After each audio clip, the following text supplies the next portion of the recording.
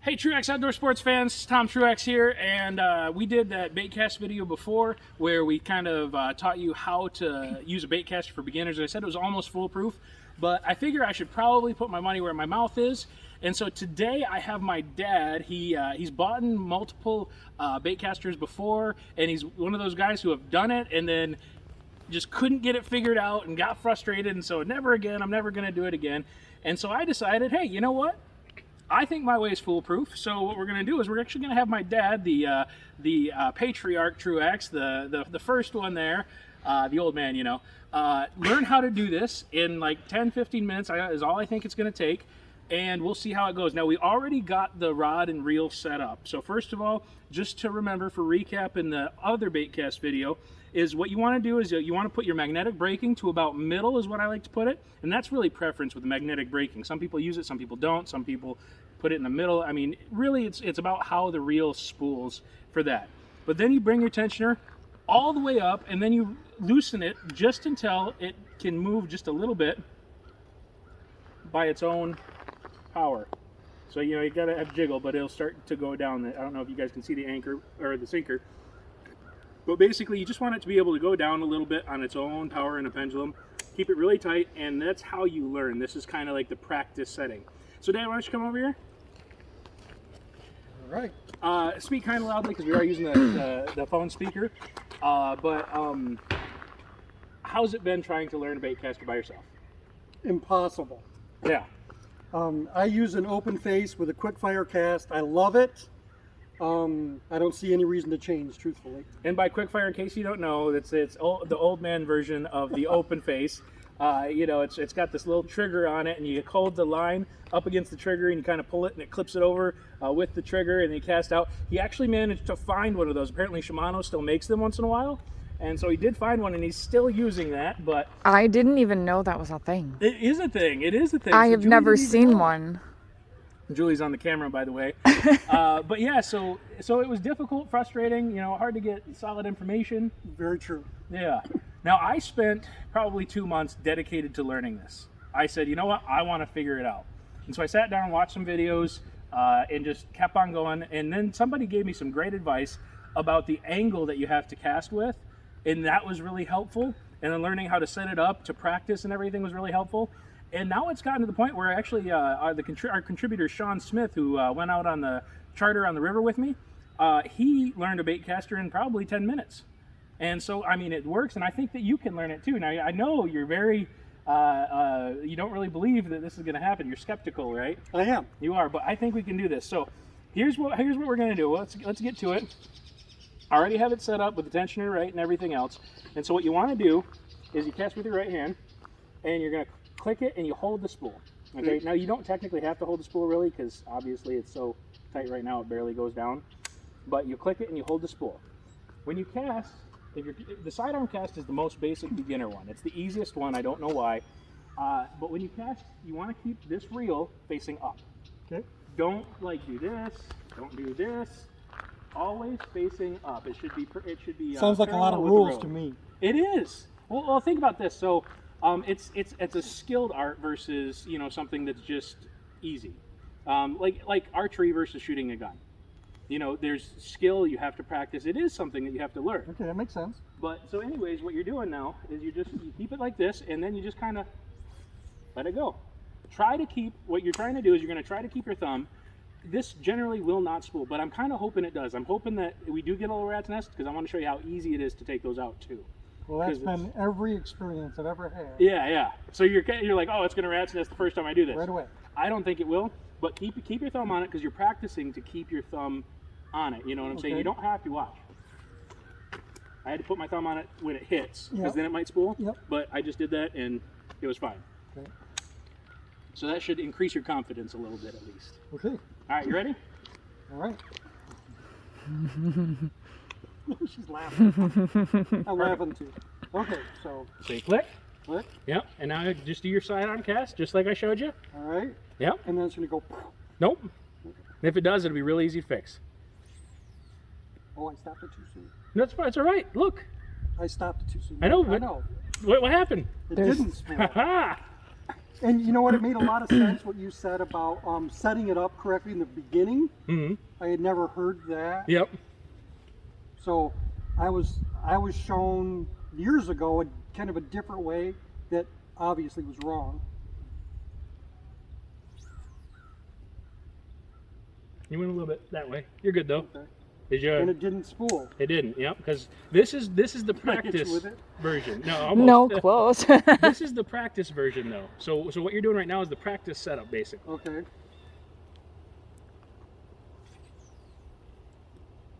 And here's the keeps thing, you going can over fish with there. it just like this. Yeah. You know, but as you get more confident with it, as your thumb gets more used to kind of holding that spool, you'll be able to loosen it up and you'll get a lot more distance, and it's super easy when you get more distance. Now, all right. So can you tell me about like just for the first couple casts? Yeah.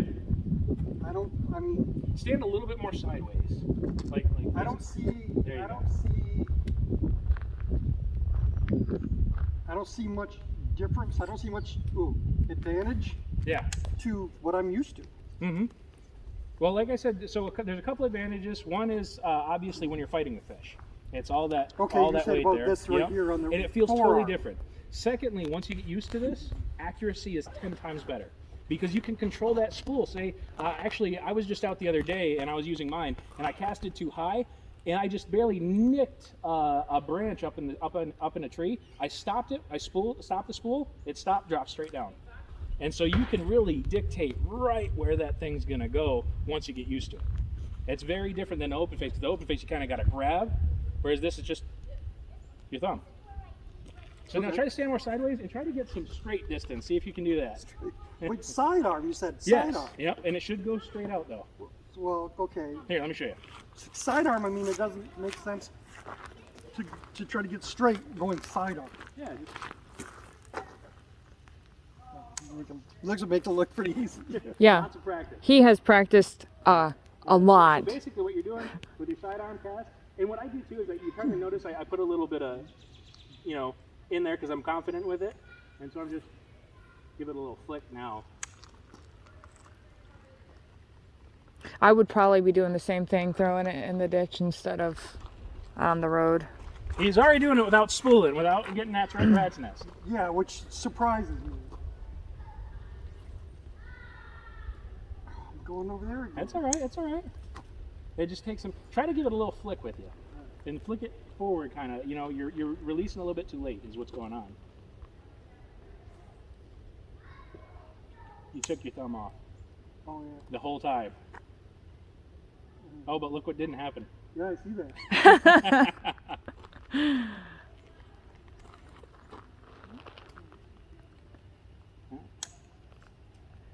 You'll just have to sit out here and play with this for hours like he did. Let me show you the overhand. It's a little bit more difficult, and I don't know that you'll get it right away. And this is where there's a good chance you'll spool it. I kind of felt like I was going to spool it, but this one I think it's the uphill messing with me. The fact that I'm casting uphill, it feels all weird.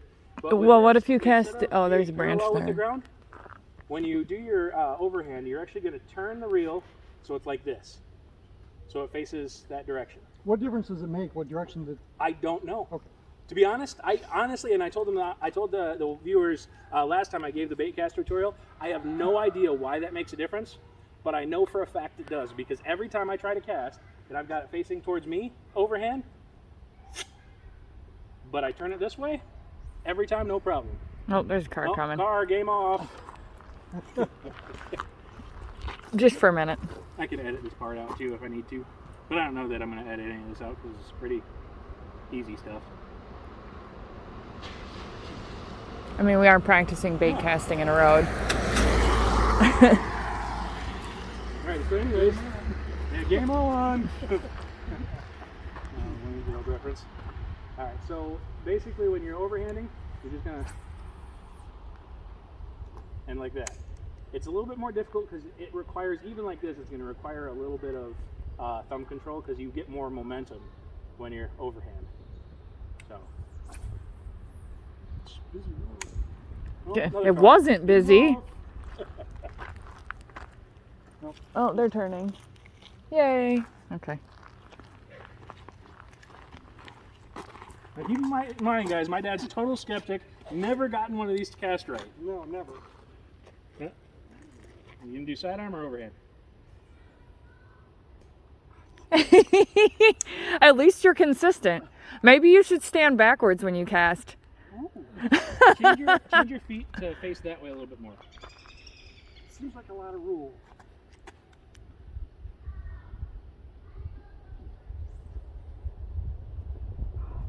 Is it at least closer to the side of the road and not so much in the ditch? Okay, so I'm gonna try overhand. Okay. Oh, Well, it went in the road. Oh, did it spool? oh it did. All right, you're good. You're good. So how that happened is, and I saw it, when you let go, you let go down here and not up here. So you basically made the lure go straight down. Right. And so when it hit, this spool still had momentum because it had all the momentum from the cast. And so it kept spinning when it hit the ground. That's why that happened. All right, but super easy to take these out. Even if it gets really stuck, super easy. Okay, so see it got stuck? I was hoping that would happen. Because watch, check this out. I'm gonna pull this stuff up. Now, does it matter if the type of line you're using? No. Okay. You just pull up, because here's the thing to remember, and these looks terrifying, doesn't it? Oh no, I just lost all that line. Here's the truth. In time. It's always a straight line. So all that's happening is it overspools and then loops on itself. So if you can pull it up, you get that tension off there. You just keep on pulling it up. Just depending on how bad they are, I mean, but you just keep on pulling it up. There's basically a key loop once you get it pulled up.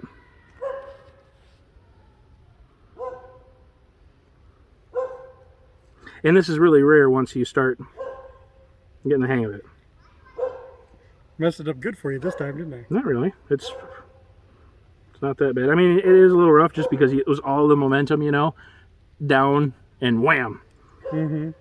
But once I get it past these loops here, you see all these loops I'm pulling out? It's because it's all a straight line. Always remember this is all a straight line, and all of a sudden this will all make sense.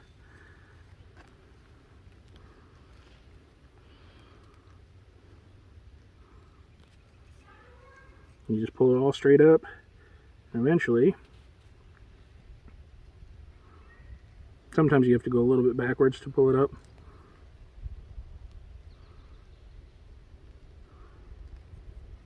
But it is never as bad as it seems, ever. Almost there.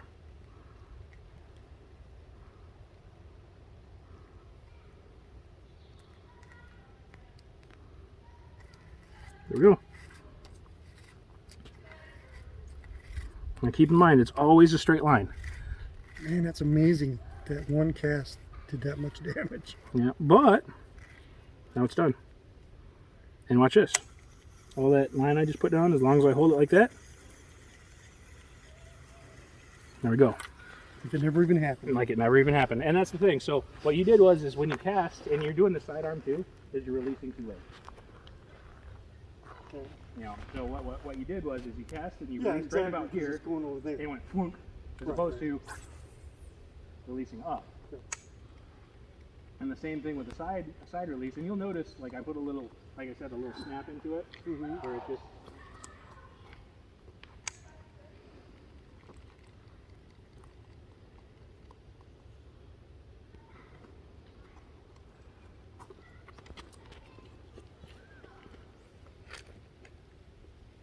That was better.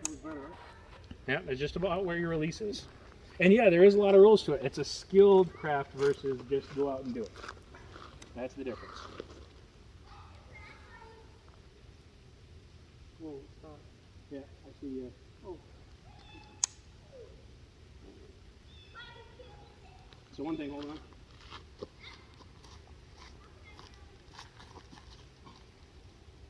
Set the hook. What? Set the hook. No, well, grab it how you would hold it. Yep, like that. Yeah? And put it more on your arm though, like face that way. There you go. And now set that hook. Yeah. You see the difference? Yeah. There's a reason why the pros use these, because they are better. And I always wondered that, but Yeah. but I mean, They are that much better. They really are. I've been doing it for years now. Look at you, looking a little bit more confident as you flick that out. That's pretty good. Well, now that I know that you can get the rat's nest out, I'm not too worried about it. If you weren't here, I'd be like, You could do it the same way I did. It's so Yeah. easy.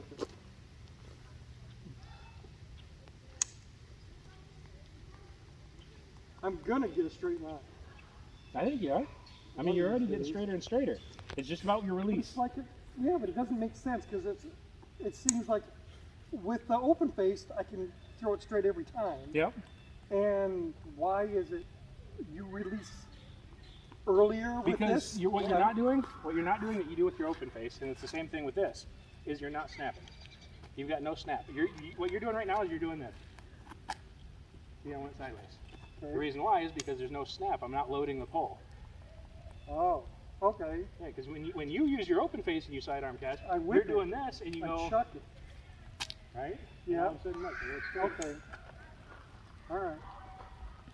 Give it a little fling. But make sure you keep your thumb on there. Okay. And that's And- another thing I haven't been doing. And when it stops, stop it. Whoa. Okay. You have to get confident first, and he, well, That's pretty good. you got to get confident with what you're working with first before you can really like wing it.